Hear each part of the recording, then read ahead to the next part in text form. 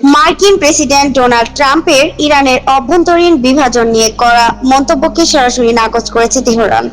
দেশটির শীর্ষ পর্যায়ের সামরিক ও বেসামরিক কর্মকর্তারা বলেছেন, ইরানে এখন দৃঢ় জাতীয় ঐক্য বিদ্যমান এবং গুরুত্বপূর্ণ সিদ্ধান্তগুলোতে সবাই একই অবস্থানে রয়েছে। ইরানের প্রেসিডেন্ট মাসুদ পেজিশকিয়ান সামাজিক যোগাযোগ মাধ্যমে দেওয়া এক বার্তায় জানান, দেশে কোনো কট্টরপন্থী বা মধ্যপন্থীর বিভাজন নেই, সবাই একই আদর্শে বিশ্বাসী।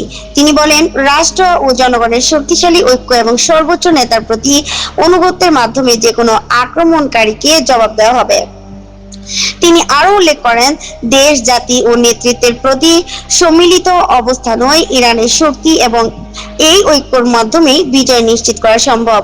এর আগে যুক্তরাষ্ট্রের প্রেসিডেন্ট ডোনাল্ড ট্রাম্প দাবি করেছিলেন, ইরান বর্তমানে অভ্যন্তরীণ অস্থিরতার মধ্যে রয়েছে এবং দেশটির নেতৃত্ব নিয়ে অনিশ্চয়তা দেখা দিয়েছে। তবে ইরানের পক্ষ থেকে এ বক্তব্যকে বিভ্রান্তিকর হিসেবে উল্লেখ করা হয়েছে।